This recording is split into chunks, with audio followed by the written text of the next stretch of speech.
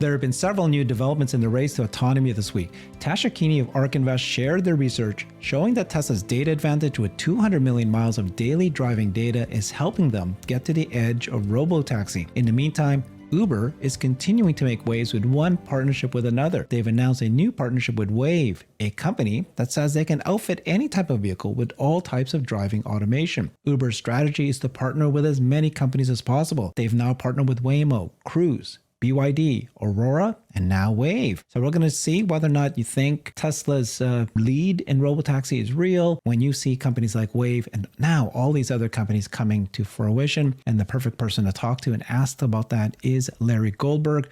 Larry is a serial entrepreneur. Thank you so much, Larry. Thanks, Herbert. Nice to be here. I'm not sure I'm the perfect person to talk to about this, but my guess is as good as anybody else's. Yeah, not I know, but we've been covering quite a number of these stories. This one's a big one. So let's start off with all the partnerships Uber has announced, and some of them just very recently. So this is a good list by Jason Calacanis who put together. I think he is an early investor in Uber. So of course, he's a big supporter of theirs. Uber has announced partnerships with Waymo. So they are many considered to be the leader in autonomous driving. They're already out there in the US. And of course, Cruise also. So they are willing to partner with as many robotaxi partners out there. As you know, Uber has famously had their own initiative to try to do robotaxi, but then the executives left. There was lawsuits. They dropped that. And so now they're really stuck in a hard place. The only way to do it is partner. So Waymo, Cruise. They announced a partnership with BYD just a couple of weeks ago.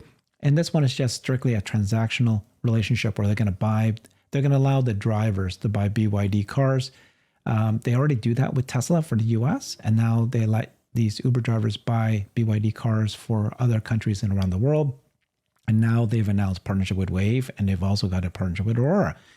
So we can cover a little bit more about that. But before we do, what do you think about that strategy of Uber partnering with many? Are they going to be a potential serious competitor?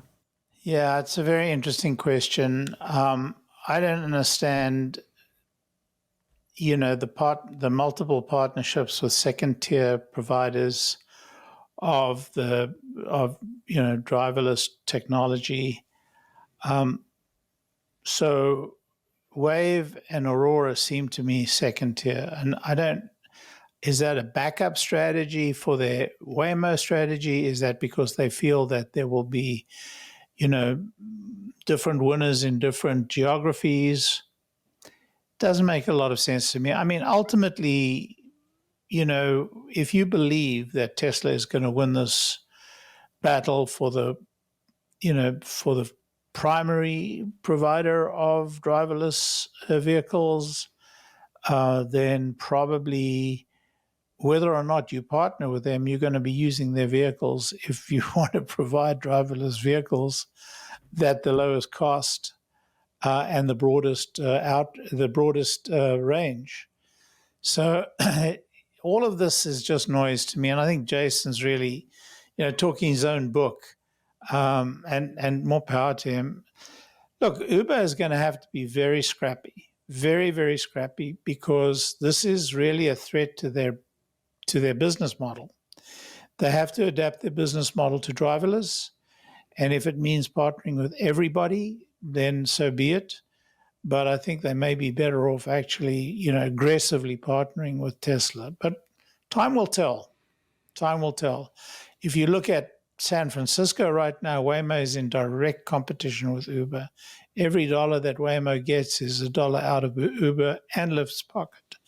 So it doesn't make sense to me to, this scattershot process, but there may be a plan behind it all. Who knows? Right. No, I agree with you. Too many partners obviously is actually worse than just a focused number of partners, but it's existential for Uber.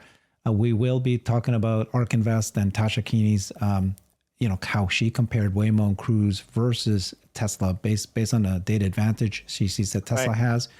But let's cover this partnership first. Let's see who these guys are. See what we all think about them. So Wayve and Uber partnered. and Wayve announced this, accelerate the future of automated driving. Here's what who Wayve is. So they were founded in 2017, and they call themselves Embodied AI Tech for automated driving.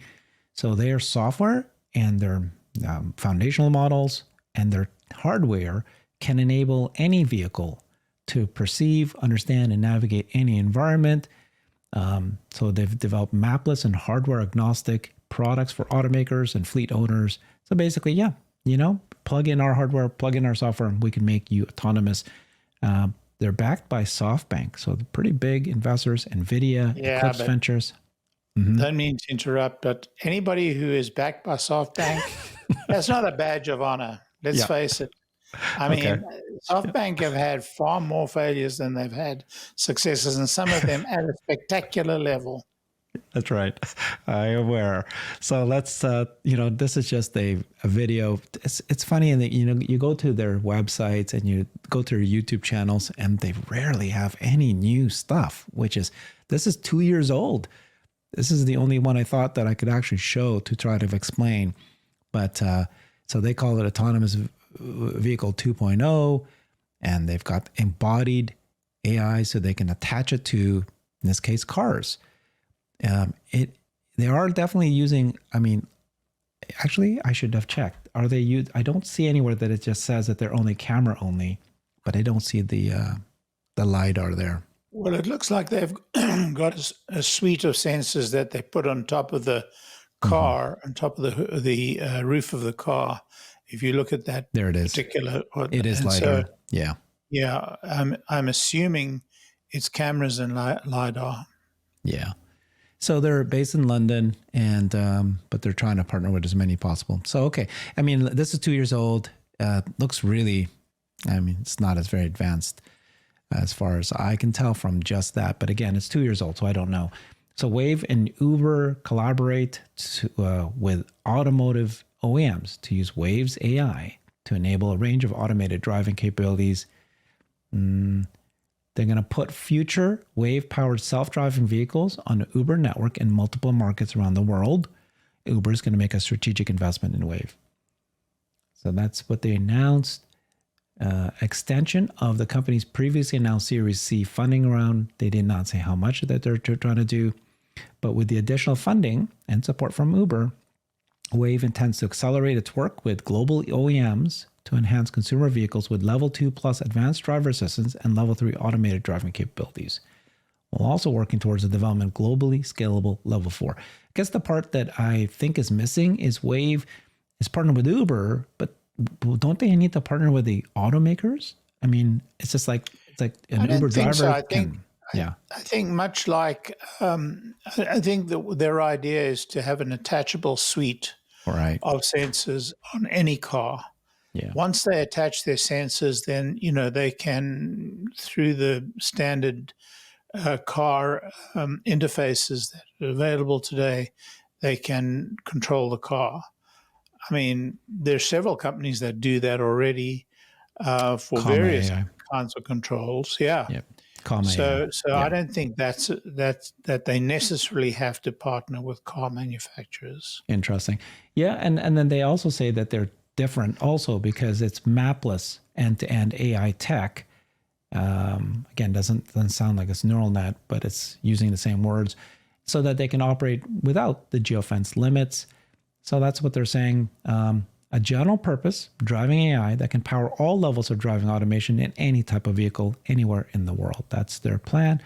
So sounds like a good partnership. And that's what they're doing. So that's Uber and Wayve. Any final thoughts on this partnership? It just seems like good luck is necessary, and I wish them all of it. Yeah. Okay, well, they're covering their bases because Uber partnered with Waymo and Cruise. So those guys are pure robotaxi companies on their own. I guess Uber will then use their brand and they'll use their app maybe. Waymo and Cruise have their own app, so we don't know how that's going to integrate, right? I think that's the key. I don't think they need to use their brand. I think Waymo just becomes a driver. A Waymo vehicle just becomes a driver for Uber. So Uber gets so how the app actually functions, I mean, you could have a Waymo app and an Uber app function, I guess they could use Waymo pages on their Uber app, or they could just do a pass through. I think those are details. Yeah. So Uber is kind of, it doesn't care whether your driver drives a Buick or a Maserati. Makes no difference to them. The customer gets to choose the type that they want, and maybe they'll add Waymo as a type of driver or type of car that you can rent. And then when you rent it, there may be pass-through of some of the screens, or there may be an additional app required. So those are details. But, actually what Uber is a network and an app.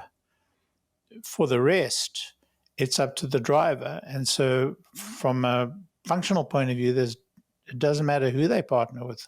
They could ultimately partner with a Tesla as well. So, it's the right strategy for them. Mm-hmm. It really matters how they implement it, and what the Waymo and other partners will do in terms of cooperating with their infrastructure. Yeah, I asked the question, should Tesla partner with Uber? I've already said no. I don't see the reason why they do it, but there's a lot of people saying that they should. Honestly, there's no negative for Tesla to partner with Uber. I don't actually see the negative. Mm-hmm. I mean, Uber is just a network, and Uber has a strong brand, and they have a strong position in a lot of markets, not all global markets, because it has been multiple winners. So in each country, a winner takes all, or a winner takes most in each country, but Uber is not in every country. So in those countries where Uber has taken the most, such as the United States, it would be an accelerant for anybody entering this market to partner with Uber. And I don't think it's skin off their nose, because, there may be a price differential between Uber and a Tesla network. Mm-hmm. But nonetheless, there's no reason for Tesla not to partner with Uber. But you may be right. And we have to consider the Elon factor. So Elon may not want to partner, or he may want to partner. And he's going to drill down to first principles. And maybe you're right. First principle will say, it's better to go on your own. All I know is that this is a market where winner takes most. Gotcha. I love it. Thank you for that conversation. So let's take a look at ARK Invest. Tasha Keeney, she's was out again, did a little quick video, 2-3 minute video that we'll play here. But ARK Invest has said that Tesla's robotaxi service may be closer than we think, thanks to their data advantage. So while Waymo uses lidar with pre-map routes, Tesla relies on cameras, and this is a great number here, 200 million miles of daily driving data. 200 million miles of daily driving data. That's a lot. Obviously, we've shown this before. This is ARK Invest data, and they had said, okay, if you look at autonomous rides, you're right. Waymo and Baidu are way ahead of Tesla, because Tesla has zero. Tesla is not selling autonomous rides yet. They don't have a service today. So these guys are the leaders in terms of autonomous rides. Look at it, 5.3 million rides already. And Baidu's already got 3.5 million rides that they've already sold. Million rides, right? Annually. Is that billions? No, that's millions. Millions. The million miles annualized. So that is, if that's 4 million, no, it can't be 4 billion, right? No, it's 4 million. Okay. And, but this is the autonomous miles. Yeah. So that's, they still call it million miles, but actually it's 1.6 billion. That's the right number. So if you look at autonomous miles, you're, yes, they've been selling it, but the very little amount of autonomous miles versus this, it's actually 70 times more. And then if you add in the 200 million miles per day. So the question is, does this matter or doesn't matter? Let's listen to Tasha, and then we'll get your reaction to this. Our thesis on Tesla related to autonomy, we believe that they'll launch a robotaxi network And they've also stated their plans to do so. And they plan to reach full autonomy. Elon Musk has said, at the earliest by the end of this year, and he would be surprised if it didn't happen next year. Our forecast is a little more conservative than that. We think next year, possibly bleeding into 2026. But why do we think so? So Tesla has a great data advantage over peers. So, you're absolutely right that they were not first to launch a robotaxi network. In fact, that was Waymo. They launched in 2019. And Waymo, they launched first because they've taken a different approach. They use lidar, which is a system of lasers, along with a suite of other sensors, and they have meticulously mapped the areas that they drive ahead of launching in new cities. Tesla uses a camera-only system. They do not use high-definition maps. This makes the problem more difficult to solve, but we believe that they might be able to solve it at scale sooner than other players because of the data advantage. So if you look at the number of miles driven on Waymo's platform since inception, it's roughly 40 million. Tesla's fleet is driving over 200 million miles a day, and over 5 million of those are actually in the FSD software suite. But they can use all the miles in the fleet, of course, for running software in shadow mode, for simulation, and for that data collection piece. So this gives them access to important corner cases and events that they then are solving for in their full self-driving software.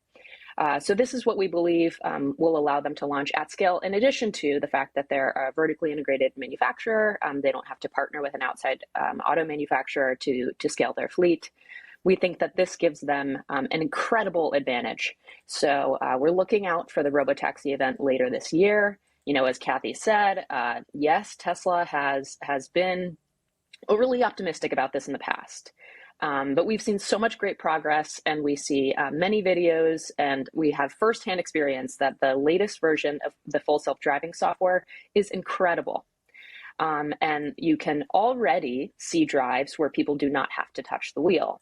So it seems like we're really on the edge there of Tesla being able to launch a robotaxi service in a particular area, imagine one particular city. So we look forward to that and follow our research as we get there. Thank you, Tasha. For our final Okay, what do you think about what you just heard? Well, you'll hear it from me first.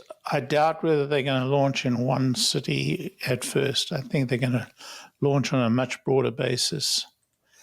And that's not a popular opinion, but that's my opinion. I'm a little bit more skeptical than Tasha, simply because we've been here so often in the past that we're on the brink. Now, I've driven 5.1.5, 12.5.1.5. I have it on two cars now. One is a hardware 3 and the other is a hardware 4. And I couldn't agree more that the most recent advances since version 12 have been very, very, very significant. However, there's still a road to hoe.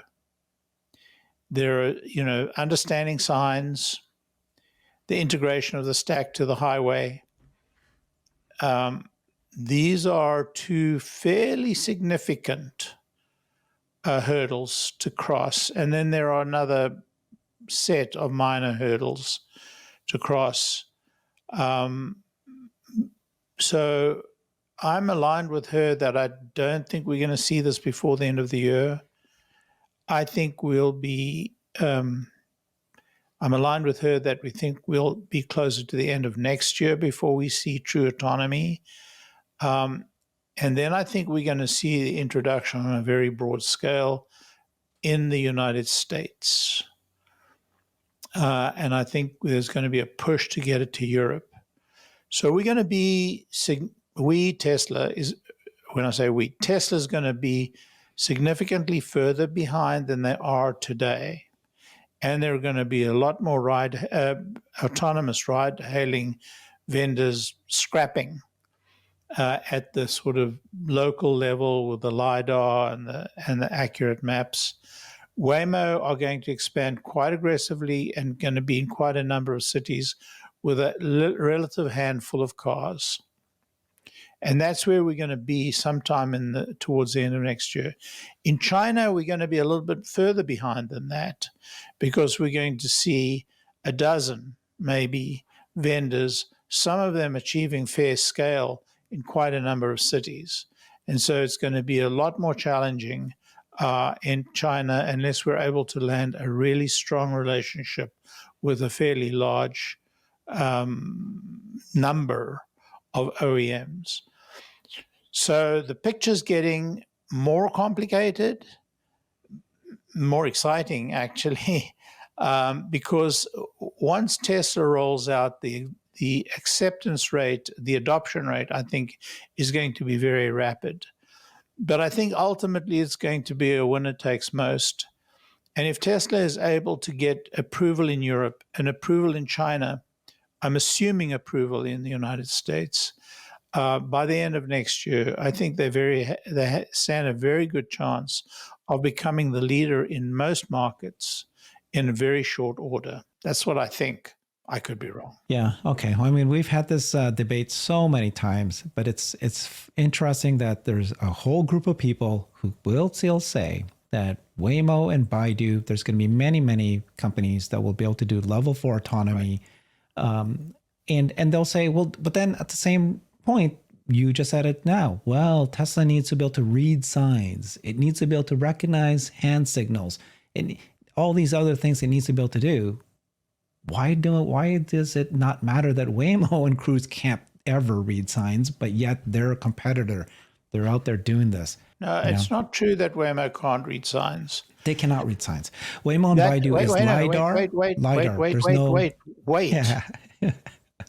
It's not true that while it's true that they can't read signs, at the same time they're using very accurate maps that place the signs. Yes, gotcha. So it's not true that the signs are not that Waymo do not recognize the signs. They recognize the signs from the maps, but it is incumbent upon Tesla to read the signs because they do not use maps. So that's a very important consideration. Yeah. What about hand signals? Oh, there's a person there and they're going to wave you in or not wave you in. I don't know that hand signals are an easy problem. I think hand signals are a very, very complicated problem because hand signals are coupled with expression and are coupled with intent and are coupled with the particular environment and situation. And so I think that it's quite possible that we don't solve this reading hand signals at all in the first couple of years. Sure. And that we go without them. And I think that would be fine, actually. Exactly. No, I agree. I mean, but the only way to do that at this point, it looks like, is through AI. It's through neural network learning. Absolutely. And no so question. None of these other companies have the data centers, the massive compute, the massive data. So let's just ask you another question. Don't make such a statement so broadly, because Baidu, without doubt, have got massive data centers. Yeah. And so we have to be considerate. We have to consider carefully the scope and scale of the opposition. Google is not a trivial player in the AI stakes. So Tesla have got massive advantages, but they're not the only company at scale in this field.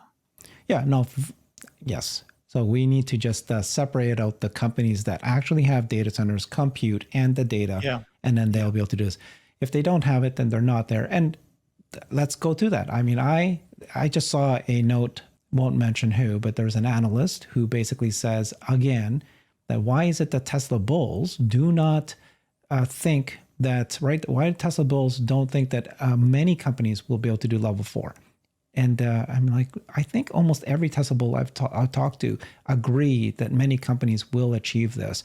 There'll be many autonomous vehicles out there, but there's a difference between a car, like, one that has 80, 90% of the market versus others. Tesla may end up only getting 30, 40% of the market at the end of the day, but they will have the vast majority, if not more. When you talk about 30-40% of the market, you're talking about a vast market. That would Exactly. be a huge, that's my point. Huge win. Yeah. But I mean, there's a huge difference, a gigantic difference between autonomy with lidar and high definition maps and autonomy just with vision. There's a gigantic difference. If Tesla can really crack autonomy just with vision, and I believe they have done that. Look, I talked about all the problems still remaining and the time it's going to take to get through it just based upon, but the fact is that if you drive a version 12.5.1.5, you would be foolish to claim that Tesla is not going to reach autonomy just with cameras, because the uncanny human-like capability of that car is incredible. I mean, it's truly incredible. And it's quite clear that they're going to achieve it. So I think that kind of argument is specious, on the part of this particular analyst, but whose name will... Let me share with you something else here that's explain it to me. But basically, Omar's catalog shared this, that this is, I guess, a screenshot of a Tesla driver who's using probably Tesla insurance. And it says your Tesla insurance policy has been transitioned to a new version of safety score. So as we know, if you have Tesla insurance, they have a safety score that they tracking how well you drive, and Tesla knows if you're a safe driver, 90, 100 score, whatever you're able to get if you drive safely. Some of the key updates of this new safety score, though, is a more accurate assessment of your future collision risk. And I've been telling you that I myself, my wife, one of the things we don't like about our Tesla is that it's got the automated, the forward collision warning would just scream at me, even though I'm nowhere near coming close to the person in front of me. And but this is now saying that they're going to have a more accurate assessment of the future collision risk. But this is interesting. They said it's based on over 30 billion miles of driving data. 30 billion miles. What's your thoughts on that? We know that. We've known for some time. We've actually, in the last segment, we talked about that because Tasha pointed out the number of miles that they have. Mm-hmm.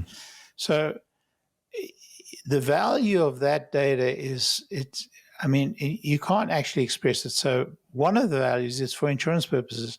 I've argued, and I wish somebody Tesla would take note, they should provide the safety score to everybody with or without insurance.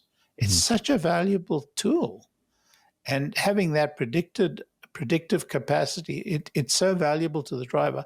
I know I modified my driving habits after using that safety score when I was trying to get the FSD approval. So I think that's just such a valuable tool.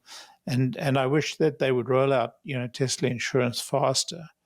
So, but the 30 billion miles, the value of that is immense, and it just gets better and better and better. Exactly.